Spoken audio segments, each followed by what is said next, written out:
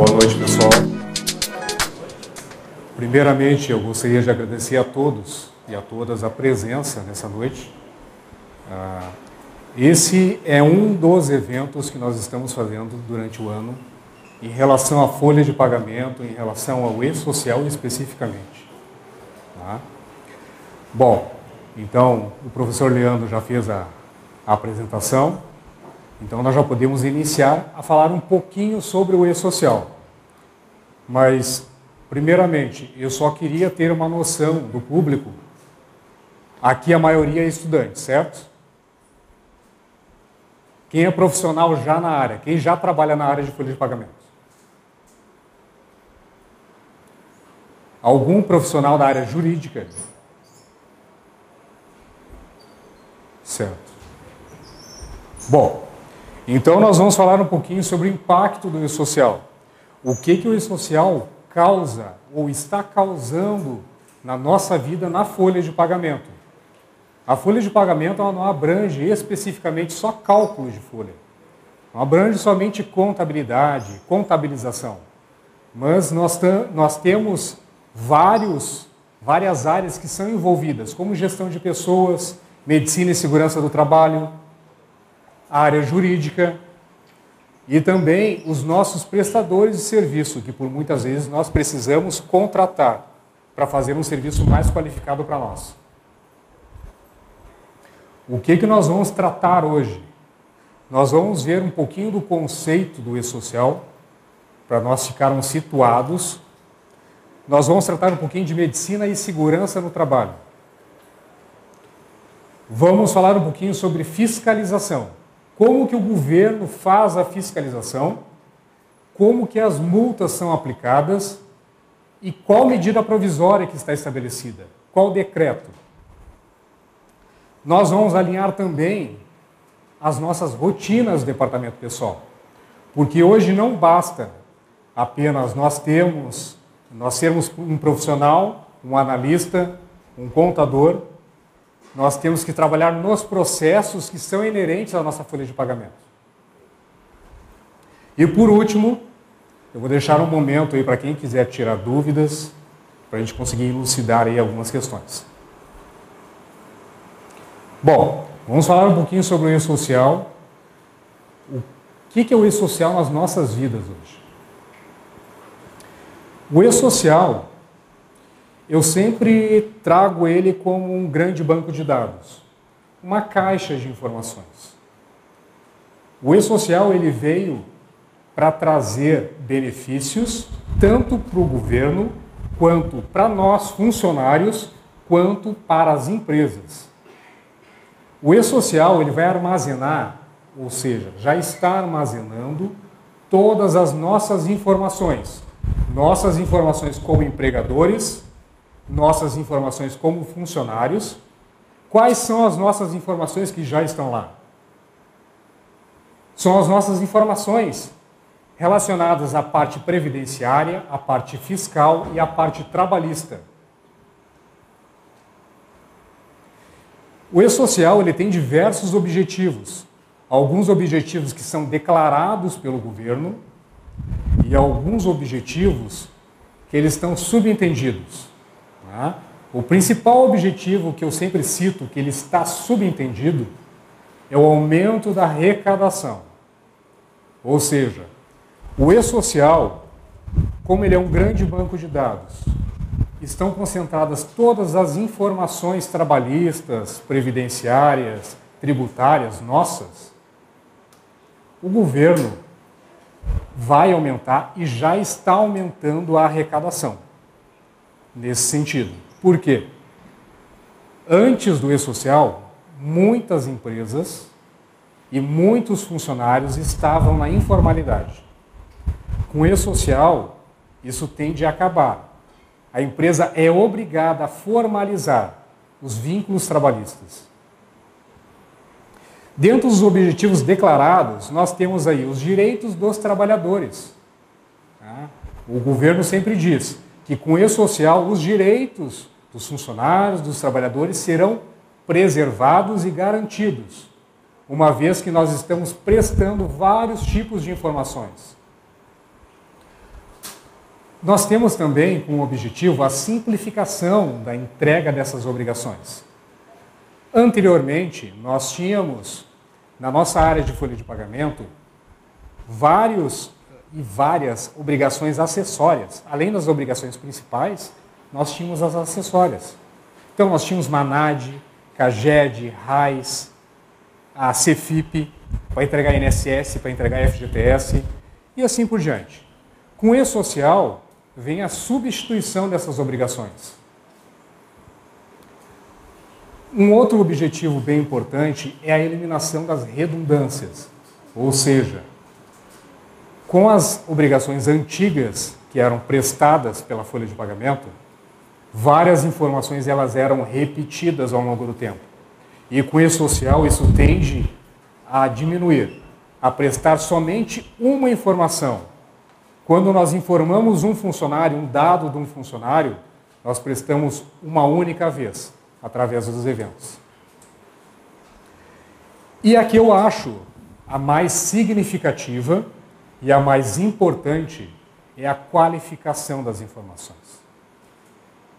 Quando está entrando um novo regimento, uma nova regra do governo, uma nova obrigação, nós somos obrigados a parar e verificar aquilo que nós temos que informar para o governo. Então, aquela informação tem que ser com qualidade. Muitas vezes, isso veio do nosso histórico passado, nós prestamos informações errôneas ao governo. Com o E-Social, isso tem que diminuir. Isso tende a diminuir.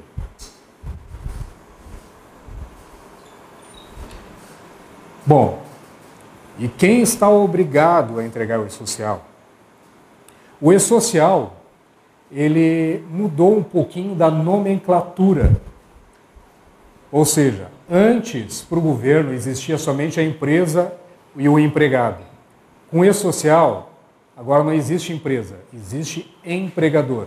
Ou seja, toda pessoa física ou pessoa jurídica que emprega, no mínimo, um funcionário. É um empregador. Então, todos que empregam alguém têm que entregar o E-Social. Essa digamos assim, é o principal que nós precisamos entender. Muitas vezes a gente acha que a gente tem um funcionário somente e que nós não precisamos entregar o E-Social. Isso não é verdade. E existem também algumas particularidades, algumas exceções que não precisam entregar. Então, é o caso do MEI, que não possui empregado, a pessoa física sem movimento, os fundos de investimento, e existem outros também. Aqui, eu trouxe uma timeline que ela representa a vida do E-Social. A vida do E-Social para nós, e isso é muito importante nós entendermos. Eu exemplifiquei aqui uma empresa do Simples. Por que uma empresa do Simples? Do Simples porque é a maioria das empresas no Brasil hoje, é o grande volume. Por isso que demorou muito que o governo entrasse com o cronograma e se a obrigação entrasse para as empresas. Então, como que essa timeline ela é projetada? Primeiramente, em janeiro de 2019, iniciaram as tabelas do E-Social.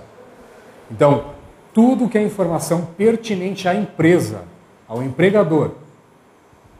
Depois, em abril de 2019, entraram os cadastros. Mas quais cadastros? Cadastro dos funcionários. Todos os funcionários ativos na empresa. Posteriormente, entrou a folha de pagamento, em 5/19. Posteriormente, entrou o INSS. Opa, aqui já entrou o INSS. Então, a partir desse momento, da entrada do INSS no E-Social, desobrigou a entrega da GFIP, particularmente para o GPS. Não entregamos mais GPS. Agora é tudo entregue através do E-Social e emitido via DCTF Web. Neste ano, em maio, começou o imposto de renda no E-Social. Então, a partir desse momento, nós não fazemos mais SICALC. SICALC Web não existe mais. existem para algumas particularidades e para alguns acontecimentos anteriores à entrada da obrigação. E agora, por último, né, que está batendo em nossa porta, são os processos trabalhistas. Né? Os processos de cunho empresarial já estão no E-Social desde o início.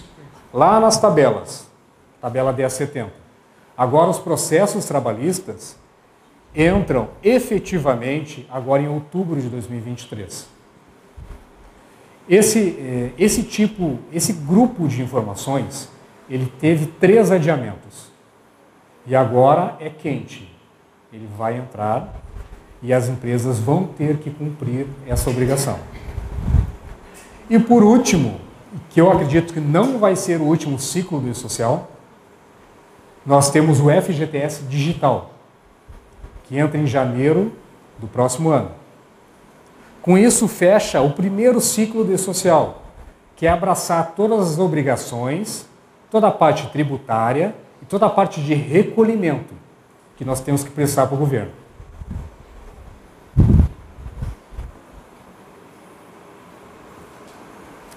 Nessa exemplificação gráfica, eu quis trazer para vocês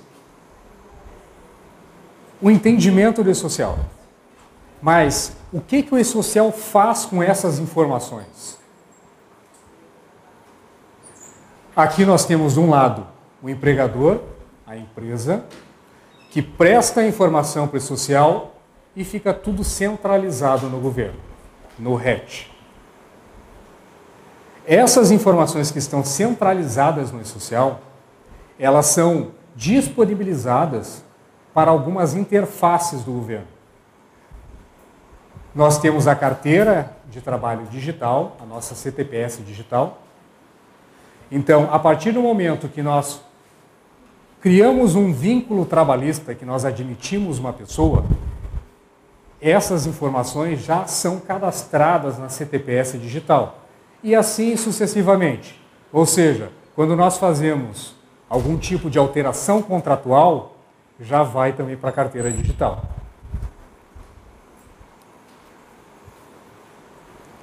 Nós temos do outro lado o FGTS Digital, que é um grande portal. Nesse portal vão ser emitidas as guias, guia do recolhimento mensal e guia do recolhimento rescisório, através do novo modelo de guia, a GFD. E do outro lado nós temos o portal do governo. Nós temos o ECAC, que nós acessamos para ter a disponibilidade da DCTF Web. Na DCTF Web é onde nós emitimos a nossa DARF e hoje nós pagamos INSS nessa DARF e Imposto de Renda.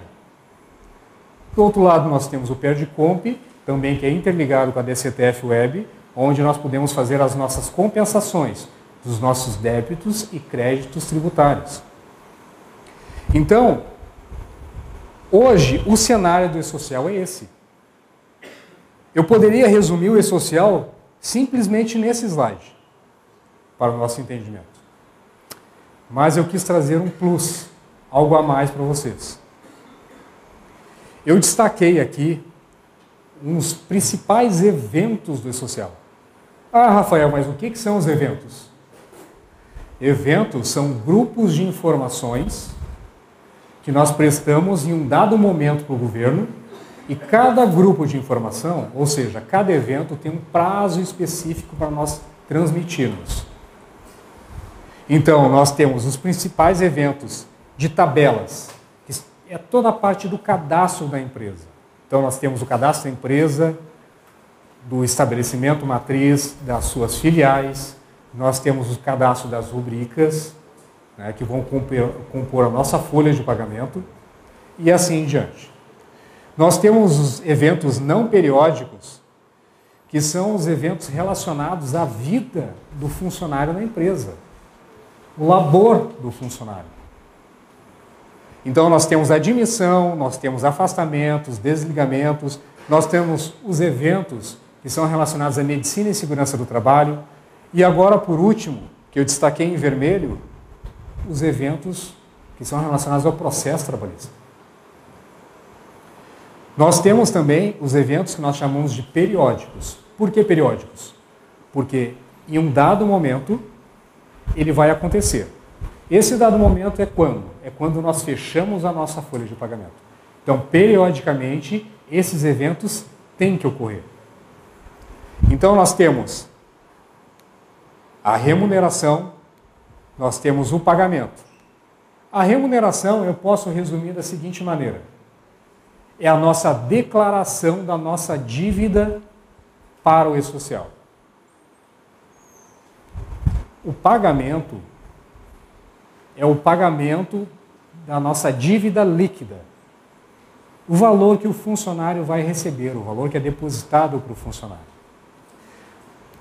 Sem esse evento, não é considerado pagamento para o funcionário, mesmo nós tendo feito o depósito, nós termos o comprovante do depósito, a assinatura do holerite do funcionário, não é comprovado o pagamento, somente após o envio desse evento. Então, por isso que nós temos que cuidar o prazo desses eventos, porque esses dois eventos eles são casados, um complementa o outro. E nós temos outros também, como o fechamento do período, o fechamento da nossa folha de pagamento. Bom, agora é hora de nós falarmos um pouquinho sobre medicina e segurança do trabalho.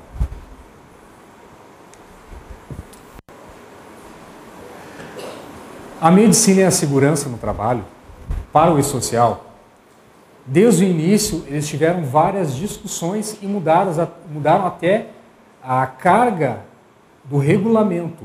As normas regulamentadoras foram modificadas ao longo do tempo para conseguir atender a simplificação do E-Social, tendo em vista que esse assunto é extremamente complexo, tanto para os empregadores quanto para o governo. Hoje nós resumimos os eventos de SST, Segurança e Saúde no Trabalho, da seguinte forma: a comunicação do acidente do trabalho. Anteriormente, nós tínhamos um formulário da CAT, que nós preenchíamos, nós tínhamos que enviar. Hoje não existe mais isso. Hoje é tudo eletrônico. Nós temos o evento de monitoramento e saúde do trabalhador. Esse evento nada mais é do que os ASOs, os atestados da saúde ocupacional dos nossos empregados. E nós temos, por último, e esse eu cito que é o mais importante e o que nós devemos ter mais cuidado, que é o 2240, Condições Ambientais do Trabalho. As condições ambientais do trabalho vão especificar os agentes nocivos, físicos, químicos e biológicos, que estão inerentes ao processo de cada trabalhador. Quando nós contratamos uma pessoa para trabalhar na nossa empresa, nós temos que fazer uma certa avaliação do setor. Nós precisamos contratar profissionais capacitados em medicina e segurança do trabalho para fazer essas avaliações, para ver qual vai ser o grau de risco do funcionário, qual é o tipo de equipamento de segurança que o funcionário precisa. Ele precisa no equipamento individual ou simplesmente um equipamento coletivo basta?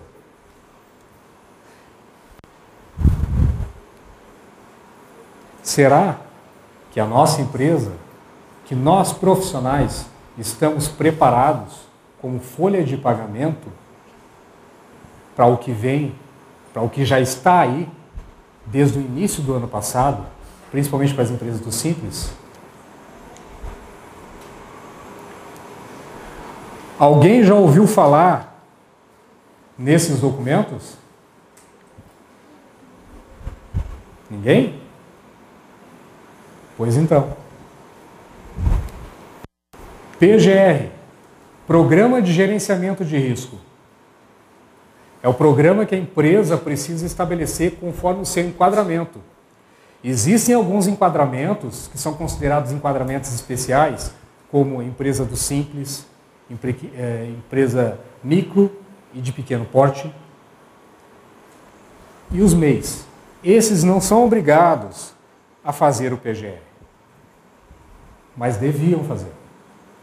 Deviam fazer porque esse programa vai estabelecer todas as regras de segurança do trabalho em diante.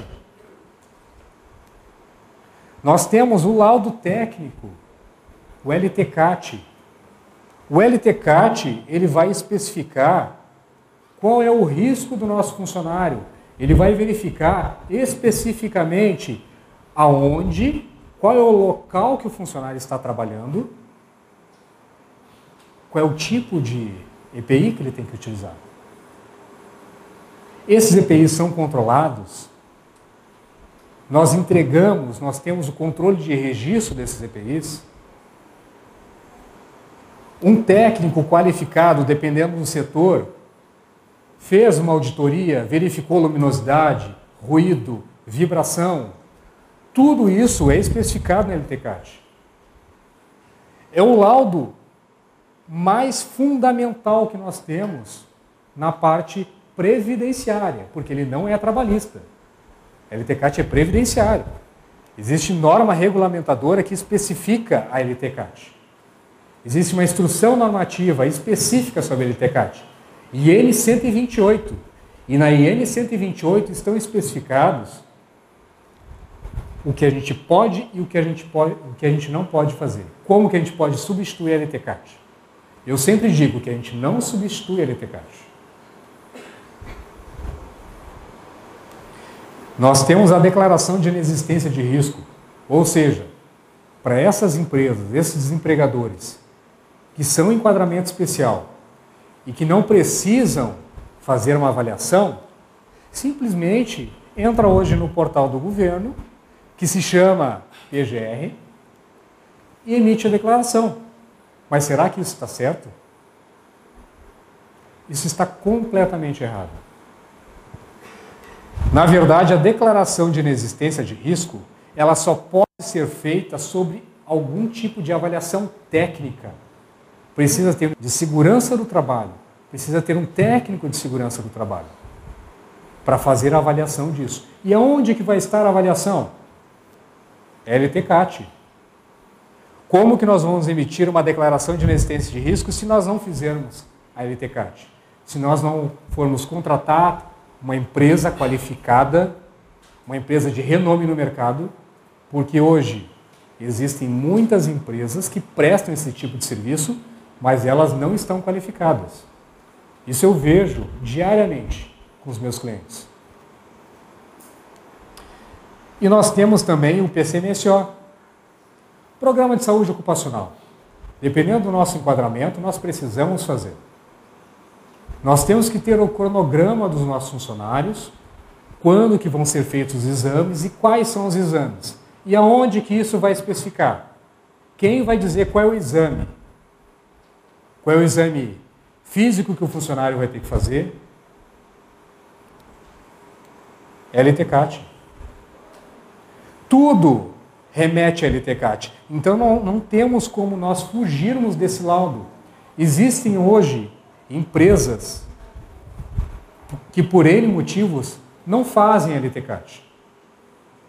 Tentam achar alguma brecha na legislação para não fazer esse laudo.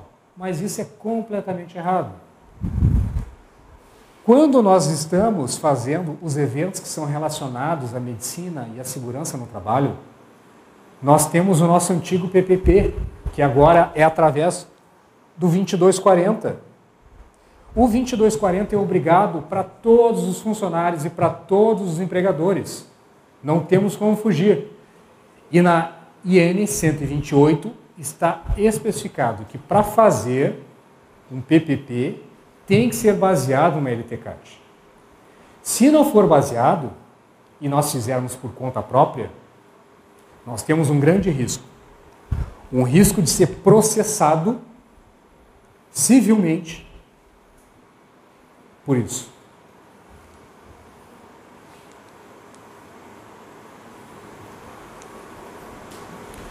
Dentro dos nossos conhecimentos, agora nós pensamos um pouco assim, ó. Nós, como profissionais da folha de pagamento, como analistas, como técnicos, como especialistas, ou até mesmo como estudantes que nós vamos entrar ainda nesse ramo. Se nós não tivermos o conhecimento das normas de segurança do trabalho, como que nós vamos fazer, como que nós vamos entregar as informações de medicina e segurança? Nós temos que ter o conhecimento básico, nós temos que conhecer as regras, nós temos que conhecer a legislação. E isso eu estou trazendo aqui somente o básico.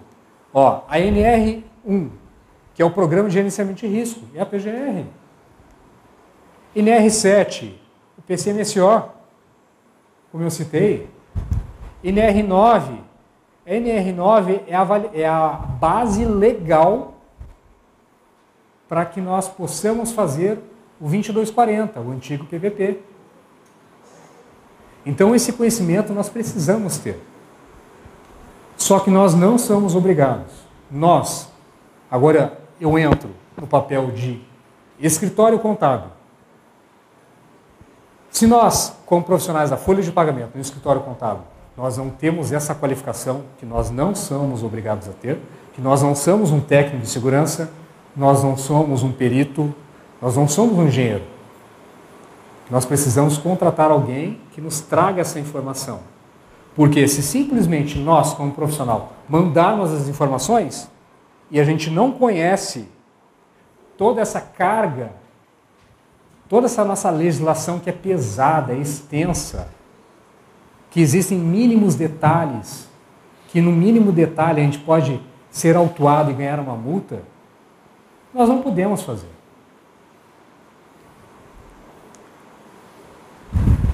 Agora entrando nas multas, especificamente, nas autuações, nas fiscalizações. Quem pode nos fiscalizar hoje com o E-Social?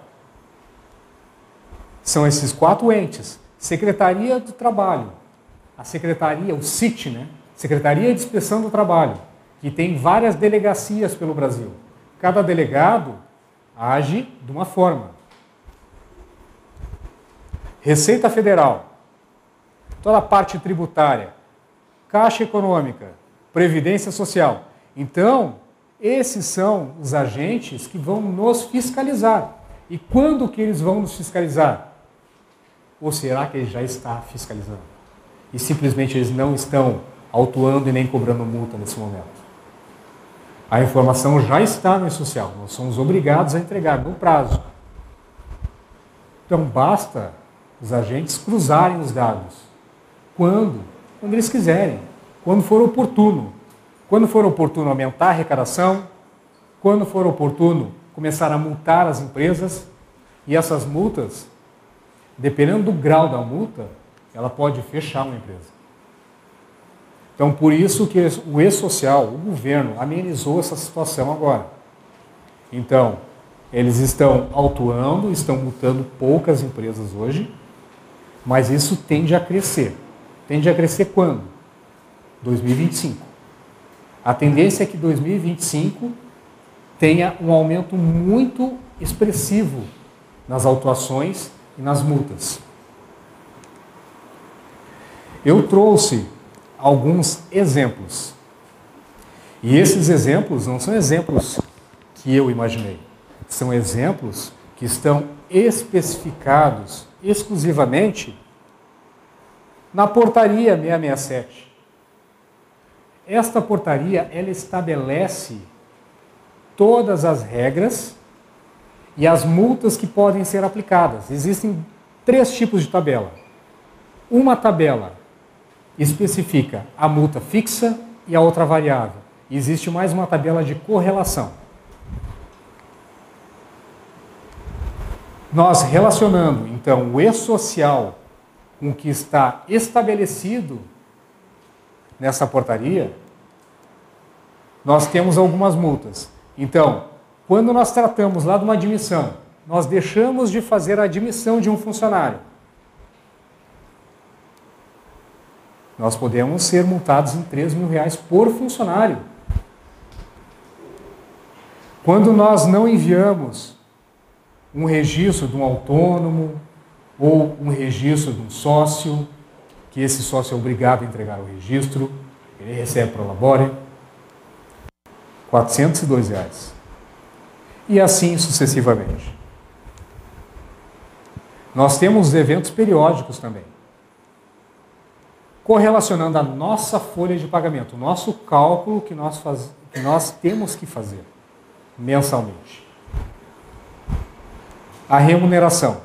A remuneração, eu trouxe esse valor aqui irrisório de R$100, que é o que está estabelecido nesta medida provisória. Só o que acontece? Além desses R$100 por funcionário e por competência que pode ser aplicado, existem as regulamentações específicas, porque nós estamos falando de folha de pagamento, nós estamos falando de recolhimento, tributação. Então existem instruções normativas específicas, existem normas, regras, Previdência Social, Receita Federal, Caixa Econômica Federal. Então a multa aqui, ela pode ser muito variável, dependendo de cada situação, dependendo de cada rubrica que nós deixarmos de entregar ou que nós entregarmos de forma errada. E o pagamento. Além da falta do pagamento, de nós não informarmos o pagamento para o funcionário, se nós esquecermos de entregar o evento, nós temos que arcar com uma multa de R$170 por pessoa. Mas todas essas multas que nós vimos aqui, o valor é muito pequenininho. Ele não chega a ser expressivo. O que é expressivo realmente é medicina e segurança no trabalho. Por quê? Porque essas são as maiores multas que nós temos hoje quando as empresas são fiscalizadas. Medicina e segurança do trabalho, para que ela serve hoje na empresa? Preservação da vida do nosso trabalhador. Preservação da saúde. Então, nós podemos, talvez, nós tenhamos que arcar com uma multa de R$181 mil. Aqui já começou a mudar. Aqui já mudou o nosso patamar de valor.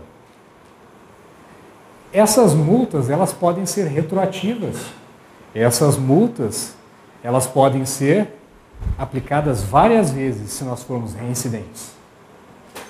Então, uma multa de R$181 mil, nós deixamos de entregar 1, 2, 3, deixamos de entregar 1 ano, o que vai acontecer com a empresa?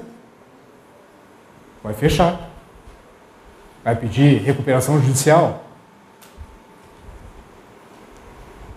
Então, isso é especificamente relacionado a qual evento e a qual laudo que nós temos que entregar, que é obrigatório, LTCAT. Por quê?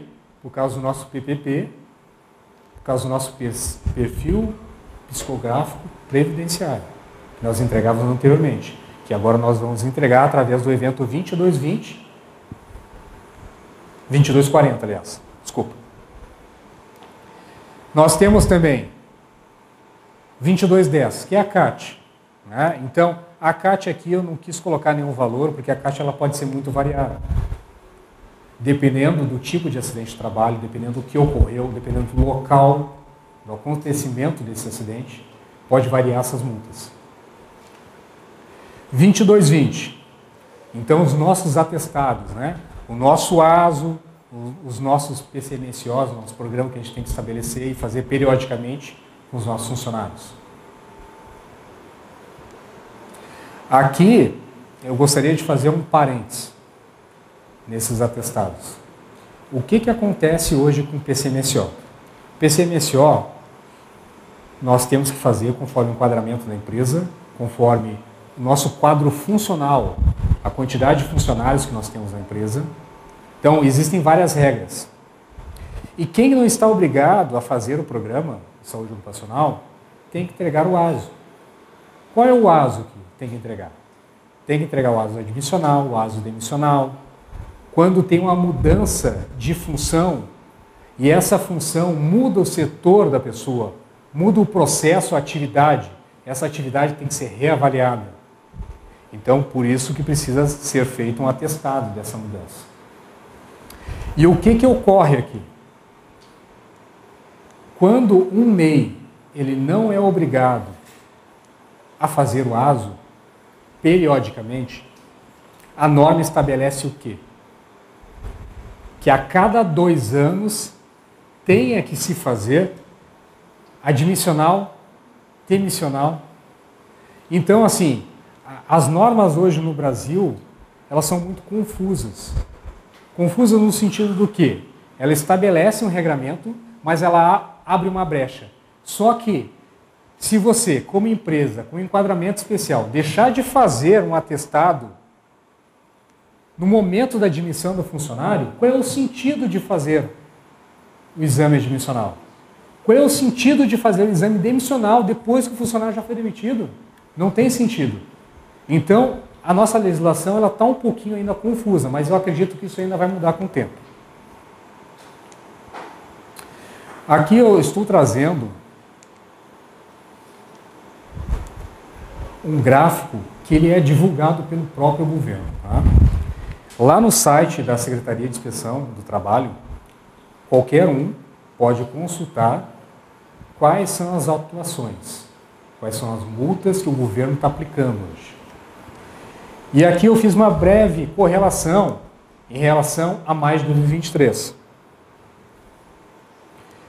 Se nós relacionarmos diretamente as NRs, as nossas obrigações que nós temos com a social, sendo que já entrou há mais de um ano Medicina e Segurança do Trabalho e que empresas já foram autuadas, empresas de alguns segmentos específicos, segmentos de alimentação, segmentos industriais, foram autuadas e foram convidadas a fazer a regulamentação com o governo, a entregar os eventos corretos para regulamentar. Aqui, nesse gráfico divulgado em maio, nós temos NR31, que ela é específica daquele trabalhador rural, daquela empresa rural. Nós temos NR12, esta é a maior, digamos assim, a mais significativa autuação que tem hoje em segurança do trabalho. Por quê? Porque aqui são as máquinas e os equipamentos pesados na indústria. Então, além de ter a fiscalização eletrônica através do social, existe a fiscalização presencial. E aqui nós temos outras também, NR1, Programa de Gerenciamento de Risco, e o registro do funcionário. A CTPS, 10% das autuações em maio de 2023 foi por causa da falta de registro. As empresas não estão registrando. Mas como que o governo sabe dessas informações? Se nós entregamos todos aqueles grupos de informações, os eventos, e os eventos eles são correlacionados, aí o governo tem como saber hoje. O governo tem como cruzar esses dados. Então, todas essas autuações, elas podem ser consultadas. Aqui eu trouxe somente como critério de curiosidade mesmo. Nós temos duas formas de consulta hoje. Consulta para nós como empresa agora. Nós podemos consultar os nossos autos de infração que são feitos presencialmente, pelo aquele auditor, pelo aquele fiscal, através desse link. E nós temos também os processos eletrônicos. E quais são os processos eletrônicos? Aqueles processos que foram emitidos diretamente pela Receita Federal e pelo E-Social. São as autuações que nós temos hoje. Isso tende a crescer cada vez mais. Então, através desses links, a gente pode fazer a consulta.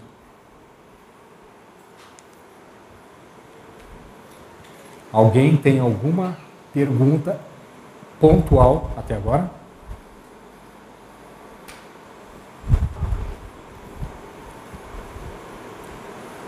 Podemos começar com os processos, então? Aqui, os processos trabalhistas, nós já informamos hoje os processos para o governo. Mas será que a gente informa da maneira correta o processo trabalhista? Será que o juiz da vara do trabalho tem a competência? Será que a nossa defesa, o nosso escritório, o nosso parceiro jurídico tem a competência de prestar as declarações dessas informações? O que muda com o E-Social? Então, eu trouxe aqui dois gráficos. O primeiro, que é o nosso momento atual. Como que nós fazemos hoje? Posso cometer alguma gafe aqui, quem é da área jurídica, tá? Pode me corrigir, fiquem tranquilos. Mas o nosso processo hoje, nós temos o reclamante e o reclamado de um lado. Entre eles, nós temos quem? A nossa vara do trabalho e a nossa defesa. Esse processo, ele fica tramitando na vara do trabalho, empresa, reclamante, defesa, até que esse processo ele é julgado. Depois que esse processo é julgado, se tem a liquidação da sentença. Esse é o momento. Liquidação da sentença. É o momento que nós vamos fazer a partilha, que nós vamos ter que fazer os pagamentos. Então, nós temos que pagar o reclamante e nós temos que pagar quem? O fisco. E aonde ficam as declarações aqui? Em que momento que nós declaramos o que nós estamos pagando para o fisco? Não fica, né? O que acontece hoje? O juiz do trabalho, ele não tem a competência e nem pode, tá? Existem algumas particularidades ainda, tá? Existem alguns juízes que especificam. Mas assim, ó, eles têm a competência aqui especificamente de julgar o que é trabalho, matéria de direito trabalhista, e somente. Ele não pode julgar matéria de direito previdenciário, tributário. Então, como que vai ser declarado, como que vão ser formadas essas bases, como que vão ser informados os processos, como que a gente vai declarar hoje? Através do GFIP? Hoje, como que nós pagamos as guias?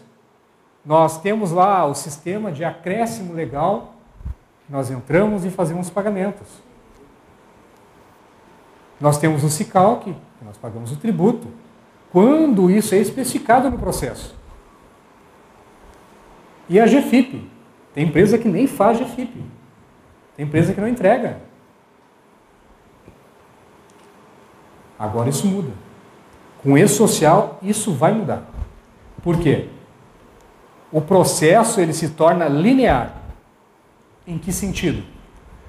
Primeiro, nós, depois da sentença e da liquidação do processo, nós temos que entregar as declaratórias.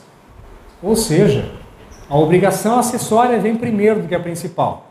Hoje, nesse momento, nós nos preocupamos exclusivamente com a obrigação principal, o pagamento. E a obrigação acessória? Agora, com o E-Social, isso muda.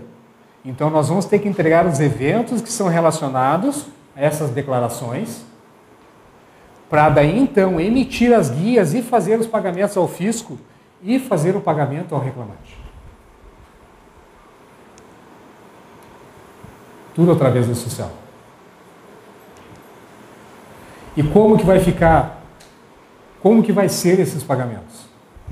Tudo que é relacionado ao fisco, ele vai ser através de dois portais, nesse momento, tá? Nesse momento que eu falo é na virada de outubro, a partir do dia 1º de outubro.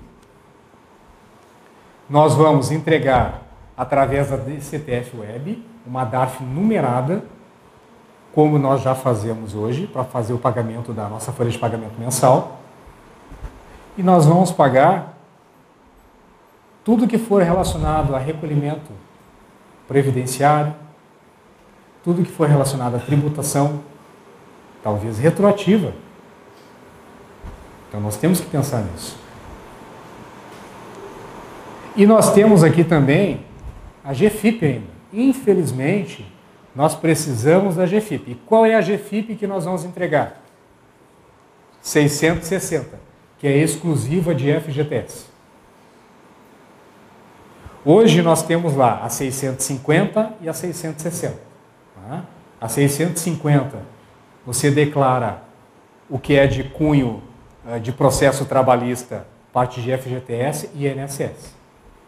Hoje nós estamos no limbo, né? Nós não conseguimos declarar isso muito bem, porque o INSS saiu.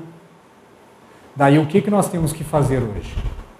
Nós temos que entrar na GFIP e emitir uma 660 para o INSS e depois emitir uma 650 que vai também declarar o FGTS e o INSS. Então isso ainda é confuso, porque o sistema da Caixa Econômica Federal ele não está muito preparado para essa situação. Com o E-Social isso muda, então a gente vai entregar só a 660 e a DCTF Web, que a gente vai entrar lá no ECAC e vai emitir a DARF através da DCTF Web. Bom, em relação ao processo trabalhista, né, quem está obrigado? Qual é o início da obrigação? Agora, com esse novo cronograma, toda a liquidação de sentença a partir de 1º de outubro ou todo o processo homologatório proferido a partir de 1º de outubro tem que entregar as informações para o governo. E quem está obrigado? Todo declarante que for obrigado a reconhecer, olha só, reconhecer um vínculo trabalhista ou alterar um contrato de trabalho. Então aqui nós não estamos falando somente do dinheiro, não é somente do recolhimento. Nós estamos falando aqui de um contrato de trabalho, um reconhecimento de vínculo, ou uma função alterada, um cargo que está especificado errado, que o trabalhador entrou com o processo trabalhista contra a empresa. E também pagar verbas de natureza remuneratória, indenizatória ou recolhimento do FGTS ou imposto de renda. Então, basicamente, hoje, essa segunda parte aqui não está contemplando os nossos processos.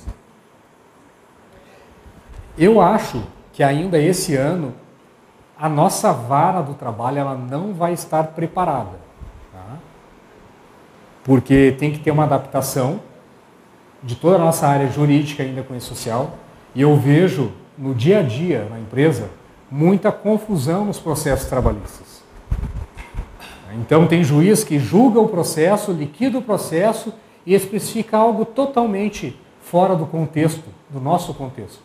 Como que você vai fazer um reconhecimento de vínculo da empresa de um funcionário que foi demitido antes da entrada da obrigação dele no E-Social?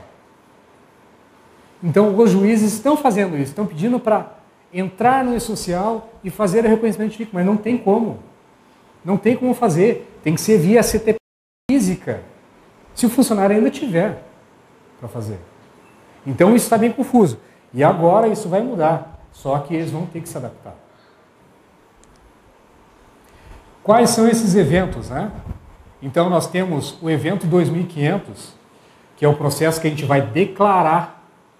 A gente vai declarar aquele processo, a gente vai declarar o que foi julgado. E nós temos o 2501. Esse complementa o 2500. Ou seja, o 2501 vai informar para o governo toda a nossa base de cálculo. E como que nós calculamos hoje um processo? Quem é que calcula para nós um processo hoje?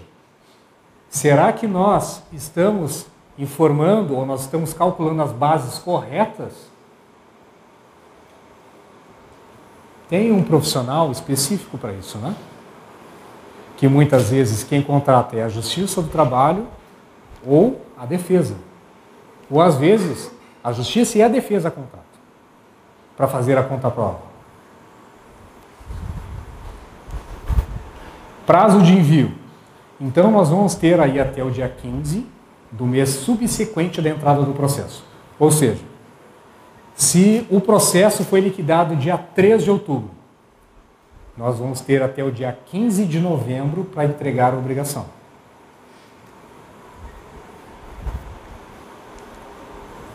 E agora? Será que a gente senta e chora? Será que a gente pede ajuda para alguém? O que a gente faz? Eu acho que esse é o momento da gente refletir. Refletir sobre os nossos processos internos da nossa área de gestão de pessoas, da nossa área de folha de pagamento, da nossa área jurídica, quando a empresa tem a área jurídica, direto na empresa, quando nós temos aí escritórios contratados para fazer esse serviço. Nós vamos ter que fazer esse vínculo. Nós vamos ter que fazer a aproximação desses profissionais. Mas além desses profissionais, tem aquele outro profissional que eu falei, agora há pouco. Quem é que vai calcular para nós? Será que vai ser o especialista em folha de pagamento que vai calcular as bases? Pode ser. Ele pode calcular. Não é impedido de fazer isso. Mas quem normalmente nós contratamos? Um profissional qualificado com experiência de mercado. Um calculista. Esse calculista, ele vai ter que estar no meio entre a nossa área jurídica e a nossa folha de pagamento. Quem vai informar os eventos vai ser a nossa folha. E quem é que vai passar a informação? Nosso advogado. Nossa área jurídica. A nossa assessoria. Quem é que vai passar o cálculo? Nosso advogado ou o calculista? Ou os dois? Então a gente vai ter que ter aí um momento de reflexão, de verificar se a gente tem esses profissionais vinculados à empresa, para começar a conversar e delinear. Quem é responsável pelo quê? Quem vai fazer o quê em cada momento? Quem é que vai passar a informação? Qual é o prazo que vão passar a informação? Nós precisamos analisar as informações antes de transmitir. Então, tudo isso tem que ser levado em consideração. Para isso, vem as nossas rotinas na folha de pagamento. Né? Que eu acho que é um dos temas hoje da nossa palestra. Por quê? O governo muda a legislação, né? O governo entra com o e-social, que o e-social não é uma obrigação acessória. O e-social, na verdade, ele obriga os empregadores a fazer conforme já está estabelecido há anos na legislação. Então, o e-social não reinventou a roda, não fez isso. Tá? Então, nós temos que refletir dentro do nosso processo. Como, quando que nós vamos coletar as informações? Em que momento? Quem vai passar essas informações? Nós temos o tempo hábil, nós transmitimos essa informação no tempo hábil, nós coletamos essa informação a tempo de processar, analisar e transmitir para o governo? Nós estamos mantendo a comunicação aberta com a nossa área jurídica, com o nosso calculista, ou com outros profissionais, como medicina e segurança do trabalho, como o nosso engenheiro de segurança. Nós conversamos com eles, nós cobramos eles. Nós estamos conferindo as informações antes de transmitir para o governo. Aqui eu gostaria de abrir um parênteses bem importante. Folha de pagamento, existe um responsável na folha de pagamento. O responsável ele é declarado para o governo. Esse responsável é quem vai responder pela folha. Então, nós, como escritório, eu entrando agora como escritório, eu trabalho com folha de pagamento. Eu sou responsável por entregar a informação de diversos clientes. Mas meu cliente também é responsável por entregar a informação para mim, para que eu possa entregar a informação. Eu sou obrigado a analisar essa informação. Quando isso for uma vara civil, um processo, quem vai responder? As duas partes. Primeiramente, vai responder a empresa, que muitas vezes eles vão pagar a multa e vão cobrar da empresa depois. Da empresa, que empresa? O escritório contábil, que presta assessoria de folha de pagamento, que é o responsável por entregar a informação.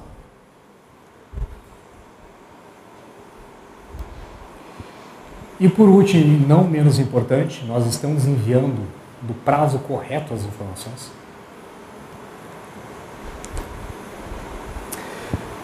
Eu trouxe um quadro aqui, são somente alguns exemplos, tá? Para nós alinharmos as nossas rotinas, eu sempre encaro da seguinte forma. Nós precisamos verificar internamente o que nós fazemos com a nossa folha de pagamento. Quais são as nossas rotinas que são inerentes àquele processo que a gente está fazendo. Como que eu faço uma rescisão? Como que eu faço uma admissão? Como que eu envio um evento de medicina e segurança do trabalho? Como que eu registro? Como que eu recebo um atestado médico? Como que eu afasto um funcionário? E qual é o impacto disso? A gente tem um prazo para realizar. A gente tem um prazo para reunir as informações. E também nós temos um prazo para transmitir para o governo. Ou seja, o evento 2240, o tão temido 2240, né? No PPP. Nós temos que entregar até o 15º dia subsequente ao fechamento da folha de pagamento. Subsequente à folha de pagamento em si, para o fechamento, né? O prazo da DCTF Web, 15º dia. E quando que nós temos que fazer isso? Antes da admissão do funcionário.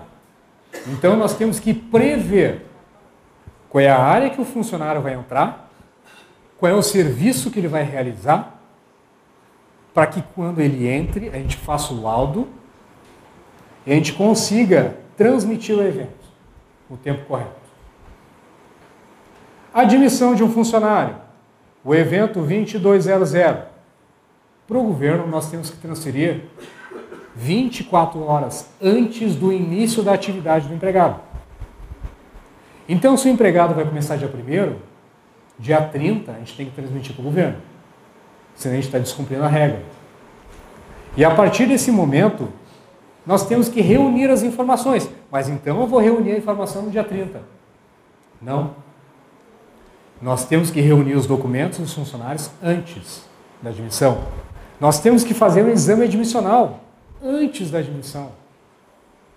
Então, vejam, existem muitas informações que a gente precisa analisar, existem muitos processos que nós fazemos, que nós precisamos analisar e conscientizar. Conscientizar quem? Conscientizar a equipe, o escritório, a empresa e muitas vezes até mesmo os diretores da empresa. Porque isto não é dado a importância correta. Então, né, para a gente finalizar aqui, quais serão os nossos prazos? Que prazo a gente tem que fazer? Que prazo a gente tem que entregar? Quando que a gente vai coletar a informação? Quando que nós vamos analisar? E quando que nós vamos não é enviar, é preparar o envio. Porque enviar a gente já tem um prazo para enviar. Respondendo esses 3 questionamentos, nós vamos conseguir fazer um alinhamento dos nossos processos. Mas para isso tem que ter a conscientização interna. Sem isso não acontece. Bom, agora a partir desse momento, vocês podem tirar as dúvidas em relação ao processo trabalhista. Eu não sou especialista na parte judiciária, na parte trabalhista, tá? Mas eu vou tentar responder os questionamentos de vocês e se eu não souber, eu vou deixar o meu contato no final e vocês podem mandar um e-mail, tá? Entrar em contato comigo, que à medida do tempo eu vou responder. Pode ser que demore, mas eu vou responder a todos. Ok?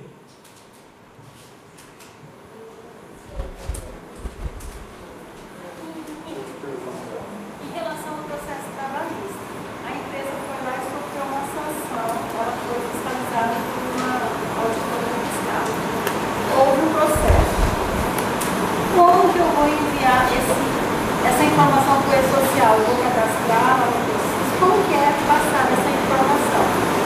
Desse processo trabalhista específico, porque ele de antemão não aparece no meu processo para que eu envio e faço o envio do evento.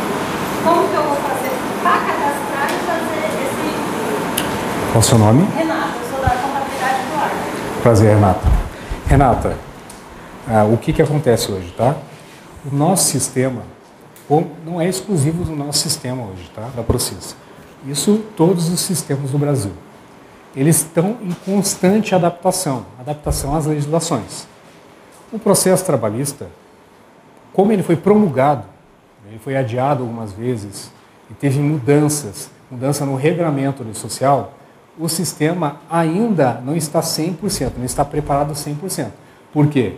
Nós estamos desenvolvendo as funcionalidades para a inserção das informações, certo?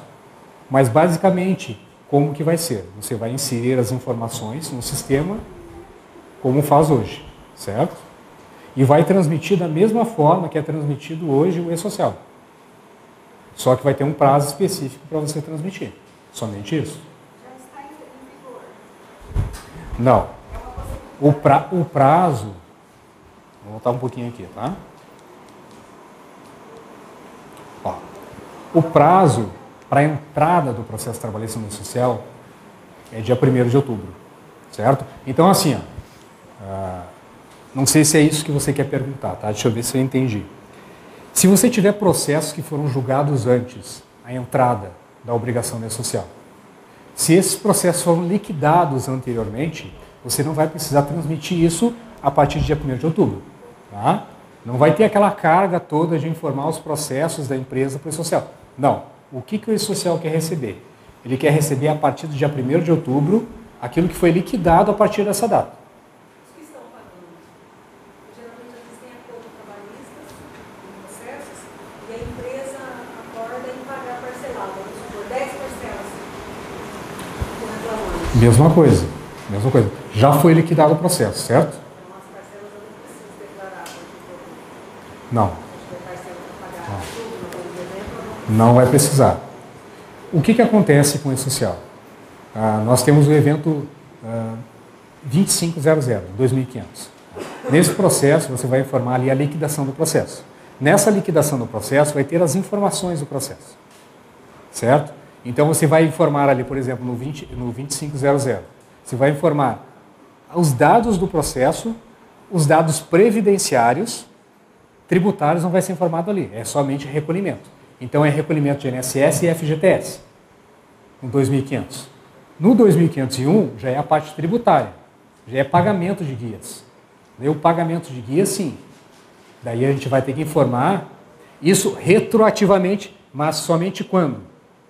A partir da liquidação da sentença. Então, se a sentença foi liquidada dia 1º de outubro, e eu tenho valores retroativos a pagar, por exemplo, assim, verbas rescisórias, hora extras, que foram de competências anteriores, nós vamos ter que prestar. E essas informações vão estar nesse evento, certo?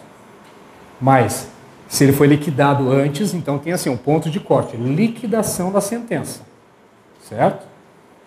Liquidação ou homologação da sentença. Ok? Mais alguém?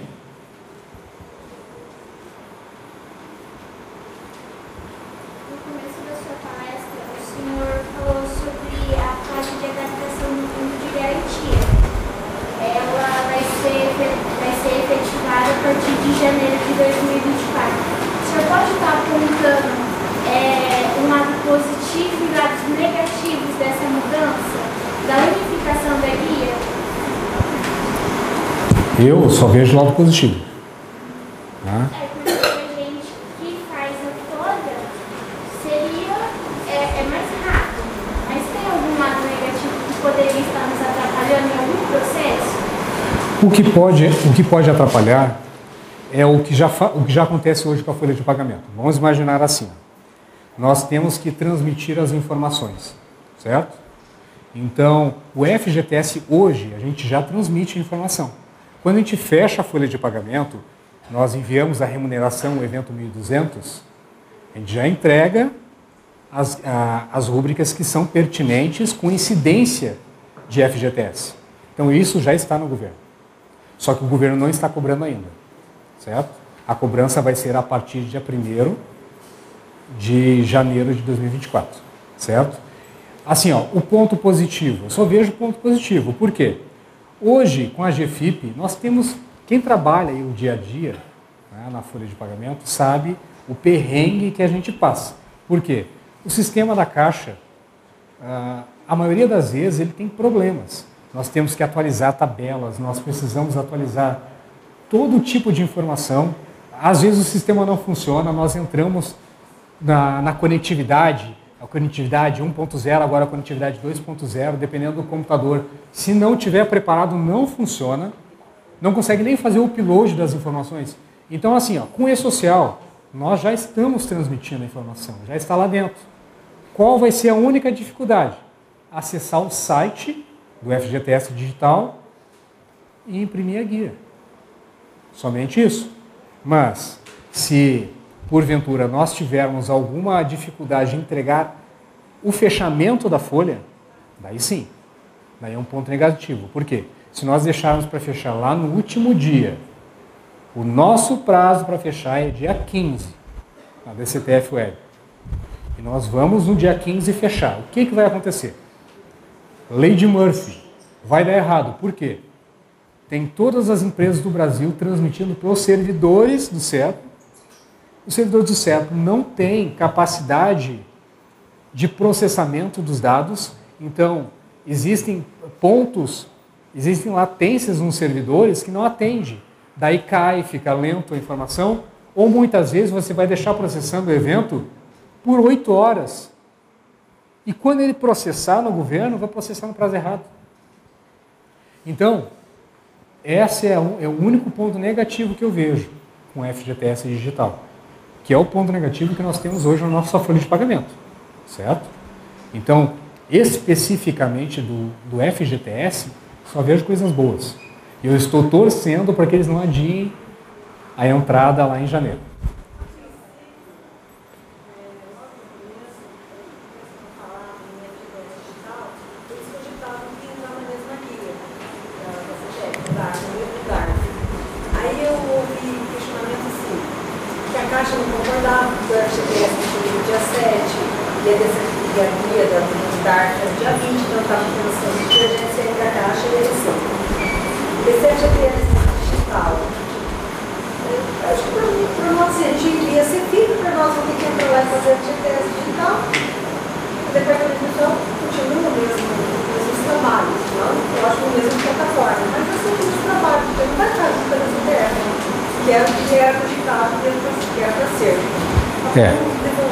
Não, infelizmente a Caixa...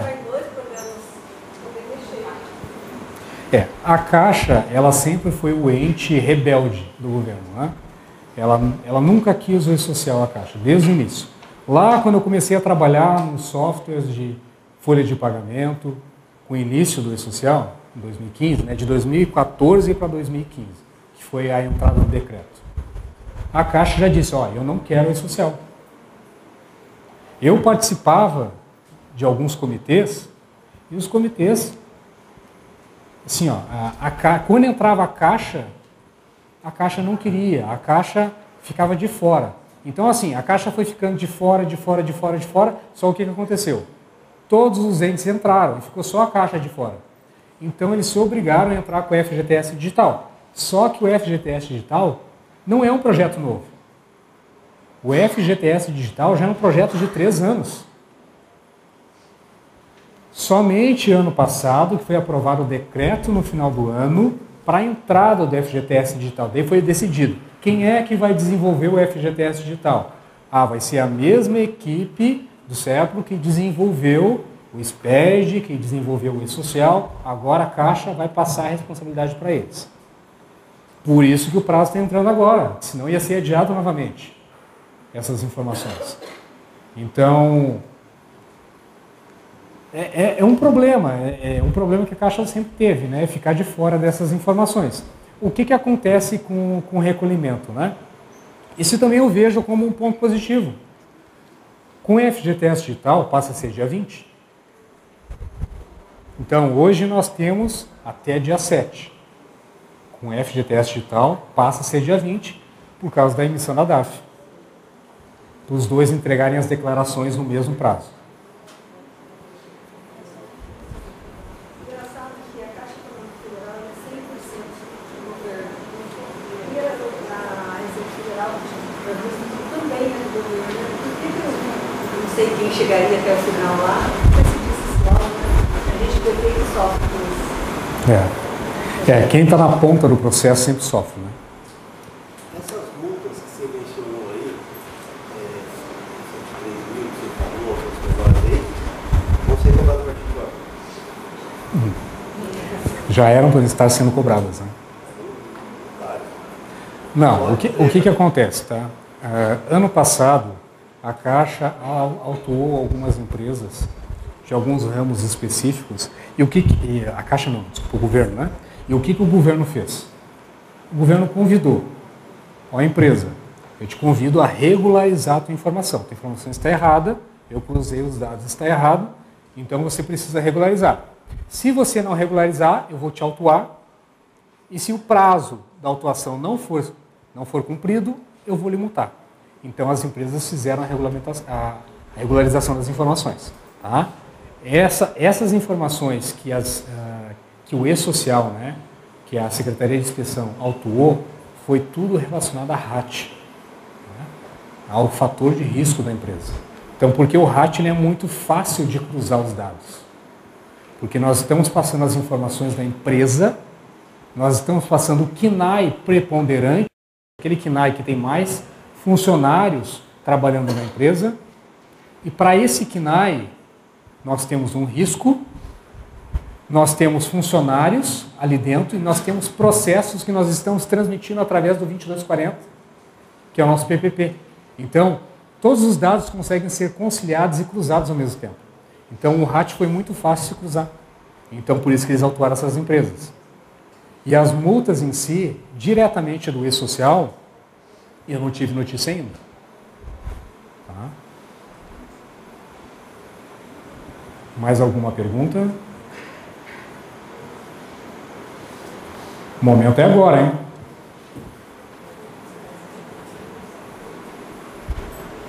gente não vai ter essa chance de uma notificação, apesar de você mandar a comissão atrasada, vai ter hoje,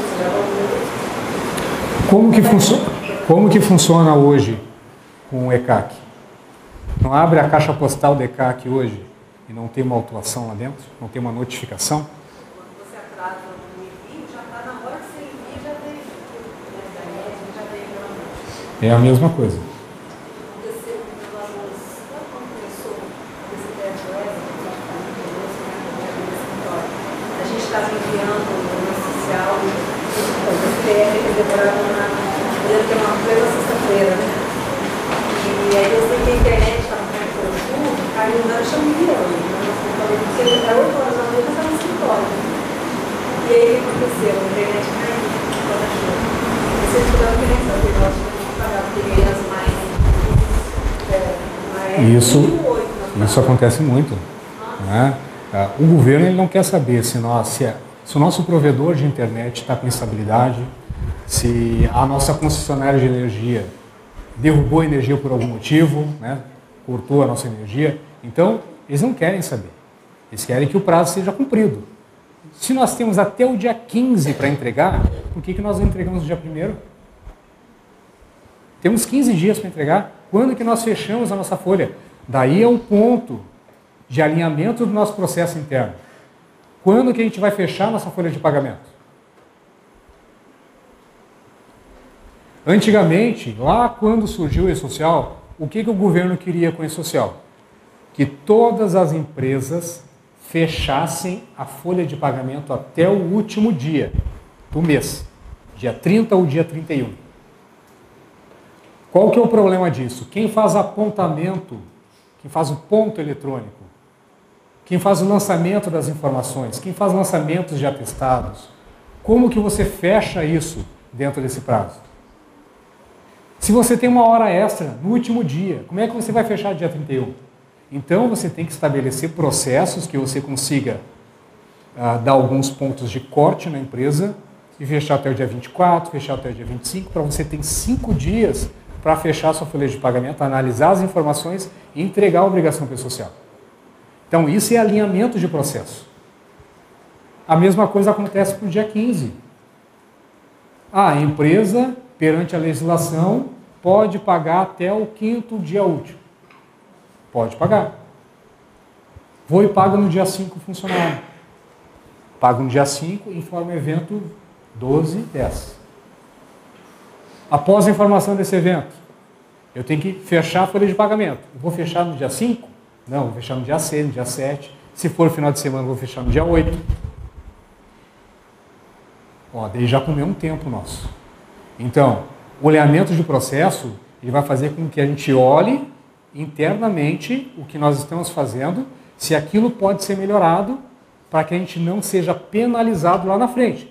Lembrando que penalização, tributação, o governo pode fiscalizar, autuar durante 5 anos, retroativos. Medicina e segurança do trabalho, alguém sabe o prazo aqui? Ninguém sabe o prazo?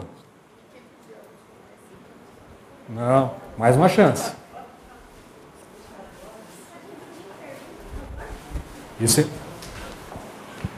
Qual é o prazo para a parte de medicina e segurança do trabalho que o governo pode autuar e fiscalizar as empresas, podendo ser retroativo?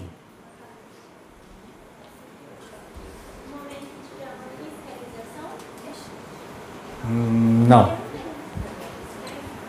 30 anos. Ah, tá. Fiscalização retroativa. Ele pode retroagir 30 anos. 30 anos. O que acontece hoje? Existe uma briga de 20 a 30 anos com a Secretaria de Inspeção do Trabalho.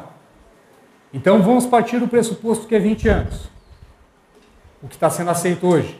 Então durante 20 anos nós precisamos guardar as informações dos nossos funcionários. E aquele funcionário que foi demitido, a gente tem que guardar também. A empresa faz o encerramento dela. Eu vou encerrar a empresa e eu vou seguir a minha vida fazendo um outro plano.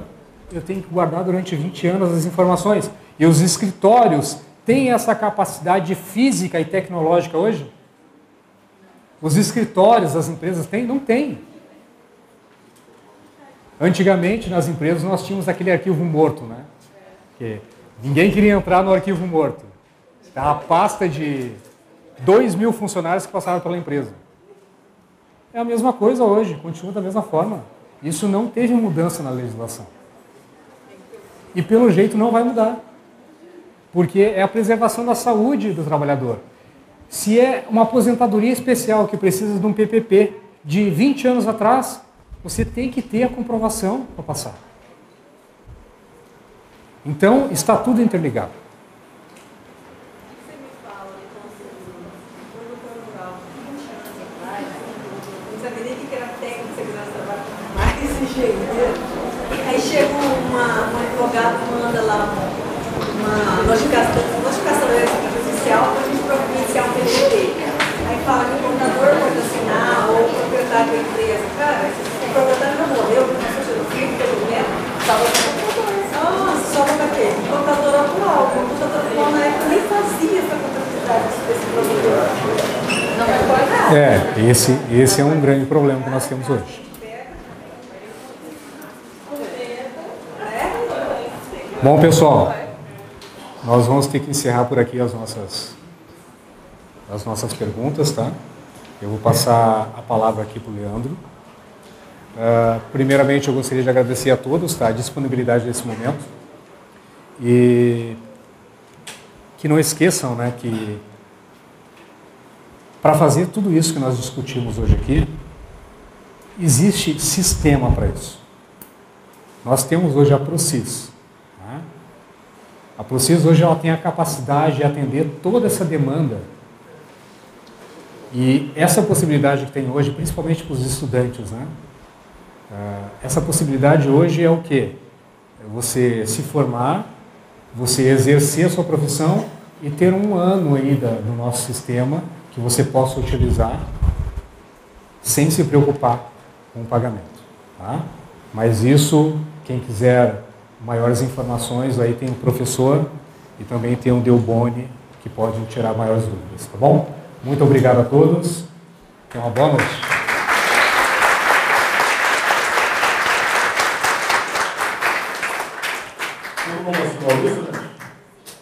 Gostaria de agradecer mais uma vez os alunos do direito, o pessoal da Procis, o palestrante, né, o Boni, o Aldir, os contadores aqui de Três Lagoas, os profissionais do departamento pessoal, né, da administração, o pessoal do direito. Né. Tem alguém aí da administração, exceto os alunos que trabalham no departamento pessoal, só para me ter uma noção? Tem um ali. O pessoal da contabilidade, só pega a mão só para me saber quem que veio aí que a gente convidou. O pessoal do direito aí, exceto os professores, tem? Isso aí os alunos, né? Exceto os alunos, tem a profissional do direito aí ou não? Professor. Uma boa noite. Obrigado a todos aí. Valeu.